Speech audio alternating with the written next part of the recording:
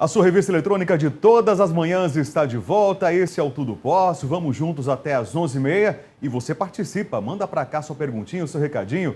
0 operadora 11 94494 5023. O assunto agora, cirurgia bariátrica, que revolucionou a forma como se trata a obesidade.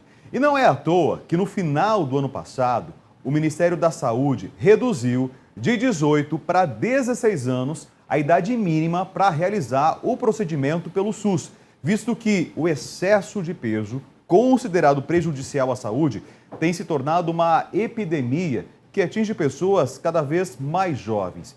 E mesmo sendo tão divulgada, ainda restam muitas dúvidas sobre essa cirurgia. A maioria das pessoas não sabe, por exemplo, que existem 4 técnicas diferentes de realizá-las, reconhecidas pelo Conselho Federal de Medicina. E para falar sobre essas técnicas, os benefícios à saúde, a gente está recebendo aqui o cirurgião bariátrico, Dr. Tiago Izego. Dr. Tiago, está com a gente então? Você participa. WhatsApp de novo na tela aí. Dr. Tiago, bom dia. Bem-vindo. Obrigado pela presença. Bom dia. Bom dia, tudo bom? Doutor, vamos lá. Eu falei sobre 4 técnicas, aí só 4 ou 5 deve ser esse o número, né? Isso. E tem outros procedimentos também, mas que não são autorizados, né? Exatamente. A cirurgia bariátrica ela é dividida basicamente em 2 linhas. Uma é conhecida como restritiva, é muito simples, restritiva, ou seja, ela restringe a quantidade que você consegue comer. E a desabsortiva, ela desabsorve parte do alimento. E as mistas, que são as mais frequentes, que você diminui o tamanho do estômago e ainda mexe no intestino de uma forma que você diminui a quantidade que você come e também diminui a quantidade que absorve. Dentro dessas técnicas tem diferentes variações, se englobando 4 ou 5 técnicas. Sim. Também tem alguns que são os procedimentos, como o balão intragástrico, mas não é uma cirurgia. E cada um tem a sua indicação para cada paciente. Então, às vezes a gente vê o paciente chegando, eu quero fazer tal técnica. Não é muitas vezes. Assim. Não é assim. Não. A gente precisa, cada paciente tem uma indicação melhor para cada técnica. Isso também não é de médico para médico. O médico está mais acostumado a fazer um procedimento. Tem um pouco, alguns porque isso. eu acho que o médico tem que fazer a técnica do qual ele se sente seguro. Mais seguro, tá. Obviamente, hoje em dia, todas essas técnicas são 2 mais realizadas, inclusive no mundo inteiro, não só no Brasil, que são as mais padronizadas, são as que, colocando na balança, os benefícios são muito maiores do que as possíveis complicações. Né? E quais são essas técnicas? Uma é conhecida como bypass gástrico, ou antigamente conhecida como técnica de Foley-Capella, só que Foley-Capella houve algumas alterações, né, e não se usa muito hoje em dia nomes para técnicas, que você mexe no estômago e mexe no intestino. Então você corta o estômago, deixando o estômago pequenininho, e mexe no intestino, levando a alça intestinal lá para o estômago, conhecida como bypass gástrico. Você reduz o estômago, é isso? Você reduz né? o estômago. E leva a alça do intestino mais para cima. Isso. Seria isso? Na verdade, você diminui o estômago para próximo de 20 a 30 ml do volume Quanto que inicial. tem o estômago? O estômago tem aproximadamente 1.000 ml. Nossa. É lógico que varia bastante e o estômago é difícil a gente mensurar exatamente o volume porque ele é um órgão elástico, né? Então, a questão de, eu tenho um estômago maior do que outra pessoa, isso é um pouco de lenda, né? Então, o estômago é elástico, mas você diminui bastante, você vai para 30% do volume inicial, um pouco menos.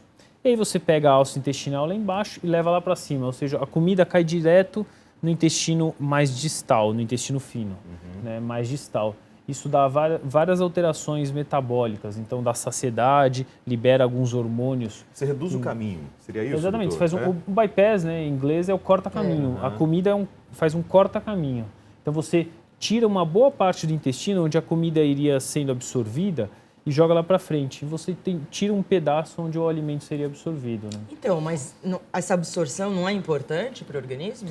É importante, mas por isso que a indicação da cirurgia tem que ser correta. Né?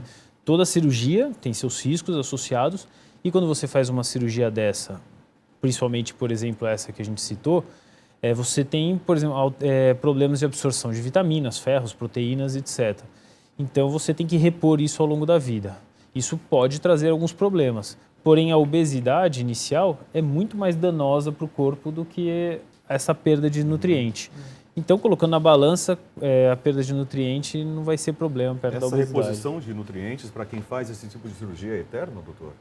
No bypass gástrico, que essa técnica que a gente falou desabsortiva, ela é para o resto da vida assim. Normalmente com uma vitamina por dia, ou dependendo da marca, 2 comprimidos por dia, e o acompanhamento com o médico, que no mínimo é anual, no mínimo, a gente vai ponderando e às vezes suplementa mais uma vitamina B, ou mais uma proteína, enfim, a gente vai ponderando junto também com a nutricionista a reposição para cada paciente. É importante falar que a pessoa que faz, né, tem que ter o IMC, né, maior que quanto, doutor? As indicações, vou falar de indicações formais, que vocês citaram, o CFM é o que ele preconiza, é o IMC acima de 40. Primeiro, o que é IMC? É índice de massa corpórea, que é o peso dividido pela altura ao quadrado. Então você pega o seu peso, divide pela altura vezes a altura. Se esse número for acima de 40, já está indicada a cirurgia. Ou, se ele for acima de 35, com alguma doença associada. As doenças principais seriam pressão alta, diabetes, problemas articulares, refluxo, e tem esteatose hepática, apneia do sono. Então, tem várias comorbidades. Então, você pegaria o IMC acima de 35, mais as comorbidades, que são essas complicações, essas doenças associadas, já teria indicação. E pelo conselho, o paciente tem que ser obeso há mais de 5 anos e ter falência ao tratamento clínico por pelo menos 2 anos. Então, aquele paciente já tentou. Ele tentou outras formas, né? Não deu certo, é isso, né? Esse é o caminho correto. Tomou sopa, tomou remédio, tomou... Fez a dieta da lua. Da lua, não comeu doce, fez o do carboidrato, fez tudo. Fez tudo que deveria fazer e não deu corretamente. certo. Doutor, além do bypass, outro método qual seria? Chama-se gastrectomia vertical. O pessoal conhece como sleeve, mas esse é um nome em inglês. Sim. Do qual você só mexe no estômago. Você corta o estômago longitudinalmente, tirando aproximadamente 60% do seu volume. E é conhecido como uma técnica restritiva.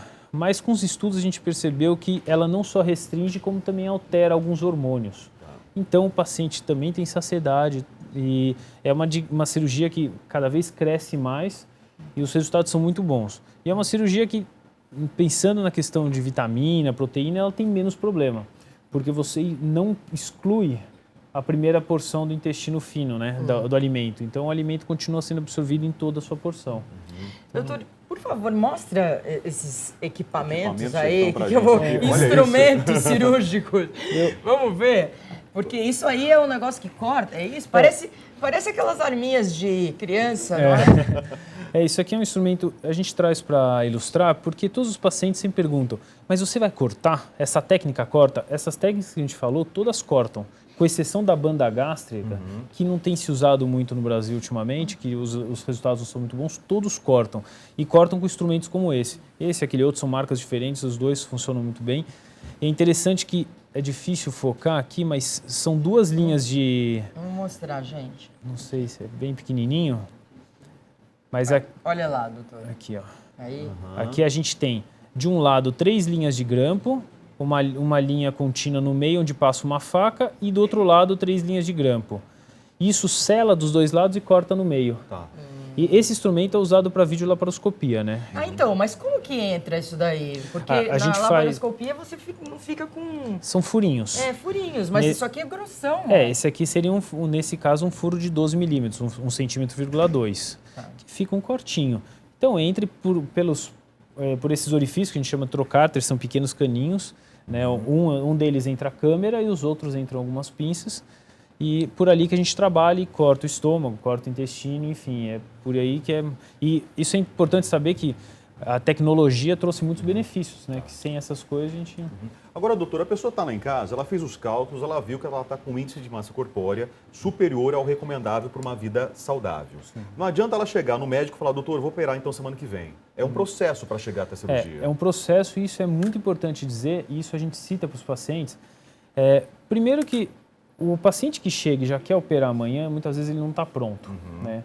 É obrigatório, é exigido pelo conselho, inclusive, o acompanhamento do psicólogo. Aliás, sobre isso, doutora, a Suzana, de Belo Monte, em Alagoas, ela está perguntando justamente isso. Se é realmente obrigatório o acompanhamento com o psicólogo. O acompanhamento é questionável, porém a avaliação é obrigatório. Eles não podem proibir.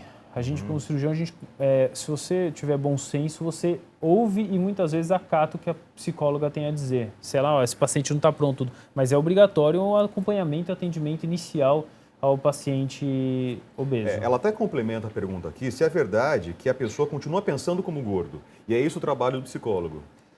Os transtornos alimentares é muito comum, a gente vê todo dia, tanto a bulimia, que é um extremo, quanto a obesidade.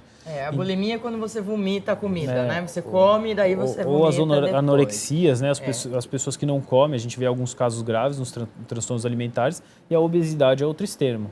A gente fala que a obesidade é uma doença multifatorial. O que é isso? Várias coisas levam à obesidade, não é só comer. Por que o paciente come? Tem toda uma questão social também, socioeconômica. Nós somos criados por, normalmente, colonização. Eu adoro ir no jantar. Tudo é em volta da comida. Tem que ter comida. Não, se fosse uma colonização inglesa. Se fosse uma colonização inglesa, talvez seria um chá com bolacha, mas não, sempre mande aqui ter fabene e muita comida. Isso é verdade. Então é social, o tipo alimentar é muito carboidrato, então você vê a população. O Brasil não é um país de famintos, é um país de obeso. Né? A alimentação das pessoas de baixa renda é basicamente carboidrato. Né? É difícil e caro você fazer uma alimentação com verduras, saladas e proteínas. Então, isso não é fácil. Então, a pessoa sempre escolhe o que é mais fácil. Então, também é comportamental. E vem as questões psicológicas, que é muito importante. Então, ansiedade, estresse, transtornos alimentares. Então, se o paciente não foca nessa questão psicológica, que ainda na nossa sociedade é um pouco... não sou louco, não preciso de psicólogo, está errado. Ele tem que fazer esse acompanhamento e eu sempre oriento o paciente. Não adianta ele vir com o laudo do psicólogo, estou pronto para operar. Eu falo, se você não fizer o acompanhamento, provavelmente você vai ter falência no tratamento. Então, aí a gente chega no pós-operatório, que é a pergunta do José Aldo, de São Mateus, Sergipe. Como é o pós-operatório? Porque a gente estava falando, né, doutor, que pode haver problema depois se a pessoa não está preparada. Sim. Que tipo de problema? Primeiro falando do pós-operatório, eu falo para o paciente, não tem mágica. Ele não entra numa máquina, entra gordo, sai magro. O pós-operatório é um pouco delicado, o paciente tem que querer, tem que ter força de vontade. Na nossa equipe, que a grande parte das equipes fazem assim, é 1 mês de dieta líquida. Líquida ralinha, 1 mês de dieta líquida. Por impressão, o paciente fala, não vou conseguir. Consegue, porque com a cirurgia você não tem apetite, você não tem fome. Então você consegue. O 2º mês de dieta pastosa. Mas a vida do paciente é completamente normal. Em 1 semana ele voltou a trabalhar, 1 semana ele está dirigindo, 1 semana normal. Ele não fica de cama, no mesmo dia da cirurgia ele já está andando no quarto, no dia seguinte ele já está comendo. Então o pós-operatório é muito confortável. E as pessoas que falam que vomitam muito depois? Pode ser alguma questão cirúrgica, mas é menos comum. Normalmente é porque o paciente não mastiga direito. Tem alguns alimentos que realmente causam alguns desconfortos, conhecido muito como síndrome de dumping. É uma coisa importante de falar, mas é uma coisa mais de consultório, porque os pacientes queixam muito. Quando come doce, alguma coisa, passa muito mal. Então, se o paciente faz alguma coisa errada, vamos dizer assim, ou faz... Eu preciso disso, eu preciso de uma polícia isso na minha cabeça. Eu preciso dessa cirurgia. Mas eu estou brincando, né? Mas não pode, pessoas que não têm a indicação não podem fazer não pode. cirurgia. E a gente fala para o paciente, a gente não vai ficar 24 horas com ele em casa, né? Então, aquele paciente que não está preparado, como a gente falou no início, ele acaba fazendo arte em casa, né? Fazendo coisa errada, passa mal. Como você perguntou, quais são os problemas pós-operatórios? Problemas são pouco frequentes, verdade é essa. Hoje em dia, com as técnicas videolaparoscópicas muito modernas, não tem muita complicação. Mas pode dar problemas pulmonares, tromboses na perna, tudo porque é uma cirurgia grande e é um paciente grave. Todo paciente obeso é um paciente grave. Mas tem alguns problemas mais temidos, que são queda de cabelo, a gente comentou fora do ar, que é a queda de cabelo, muito temido pelas mulheres, tudo que é um problema de vitamina, tudo. Então tem várias complicações que são... pela falta de nutrientes, né, que a cirurgia pode ocasionar. É isso, doutor? Normalmente por nutrientes e vitaminas, mas ele é totalmente contornado com a suplementação e também com uma boa hábito alimentar. Olha, daqui a pouquinho nós vamos conhecer, inclusive, a história do Carlos, né? O Carlos está com a gente aqui hoje, ele pesava 143 quilos, é isso, Carlos, né? Conseguiu reduzir 60 quilos após a cirurgia. E a gente conversava, inclusive, nos bastidores com o Carlos, e ele disse que ele tem praticamente intolerância à carne, ele não consegue comer carne. Por que ele passa depois da cirurgia? Já faz 3 anos que fez a cirurgia, Carlos, é isso? 2 anos e... 2 anos e 6 meses, perfeito. Depois de 2 anos e 6 meses, ele não tem mais esse hábito de comer carne, ele passa mal com isso, né? Por que isso acontece, doutor? Tem organismos e organismos. A gente estava conversando nos bastidores, ele tem a técnica de capela e ele tem um anel. É um anel restritivo, não se usa muito hoje em dia, porém não é um problema nenhum ter, pelo contrário, às vezes ajuda. Esse anel restritivo, volumes grandes de alimento não passam. E a carne é um alimento do qual você precisa mastigar muito. É mais pesado, É mais pesada e é muito fibrosa, então você tem que mastigar muito. Essa é uma das questões. A outra é uma intolerância pessoal, não é uma intolerância biológica, mas é uma questão de uma não aceitação. Eu acredito que ele comia carne anteriormente, viu, doutor? Sim. Depois a gente pergunta Acho que foi depois da pra cirurgia ele, aí né? que ele começou Interessante que a gente ainda está descobrindo muita coisa com a cirurgia. Tanto que a cirurgia é conhecida como cirurgia metabólica. Então muda todo o sistema hormonal. Tem paciente que fala, eu adorava doce, agora eu não consigo ver doce. A E assim, pessoa né? para de comer doce também? Geralmente acontece É porque isso? ela fica, né, deve ficar com... ela muda É que nem que você quer muda. vomitar e tal. Ó, tem a pergunta aqui do Pedro Lima, do Paraná, aliás, pode mandar pra gente o WhatsApp, 0 operadora 11 944 94 5023. O Pedro, ele fala justamente sobre o pós, né? Se há risco realmente de engordar novamente. Nossa, Né? essa é a pergunta Não é que eu ia isso? fazer. Porque eu já ouvi falar que tem gente que engorda. Sim. Passou na TV esses dias, num programa comum, não foi nem da área da saúde, falando. Mais de 10% das pessoas, depois de 3 anos, 5 anos, voltam ao peso inicial. Ao peso inicial. Inicial. Ou seja, estava com 160, voltou com 160 depois de 5 anos. E engordam mais de 10% do peso nos próximos 2 anos. Isso por quê? Porque eu falo aos pacientes, você sempre tomou um caminho, você sempre comeu errado, sempre se alimentou errado, sempre se alimentou errado. A gente vai conversar com você, viu, Carlos? Aguenta aí. E aí ele opera, primeiro 2 anos, muito disciplinado. Aí ele volta a fazer o que fazia errado, porque passa, o paciente aprende a comer.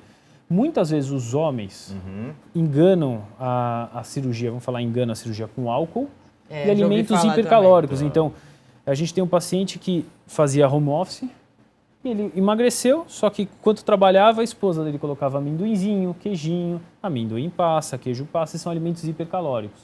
E a mulher Leite muitas vezes condensado passa, uma mulherada gente que muitas vezes toma com doce. lata. Então, carboidrato simples. Como comida leve, biscoito de polvilho, é leve na balança, mas é hipercalórico, gordura. Então, a escolha alimentar, se você voltar a ter escolhas erradas, você vai voltar a engordar. Eu falo que Mas como volta a engordar se você cortou lá? não cabe grande quantidade de uma vez só, mas cabe pequena quantidade o dia inteiro. A elasticidade vai continuar sendo Tá, sendo então mantida? ele volta O a estômago engordar. não aumenta, Não aumenta isso é importante mais. saber. O estômago não aumenta, só que ele consegue muitas vezes, não tem dumping, por exemplo, que é aquilo que eu falei, de passar mal com alguns carboidratos, só que o paciente não controlou aquela questão psicológica da compulsão alimentar. Então ele está toda hora beliscando bala, bolacha, alguma coisinha, então devagarzinho ele volta ao peso inicial. Entendi. Acontece mesmo. E aí dá pra fazer outra operação em cima da operação? Não, porque a gente percebeu, e conforme a gente conversou, é o problema comportamental. Tá. Então não adianta você fazer outra cirurgia, porque ele vai voltar com o seu comportamento errado.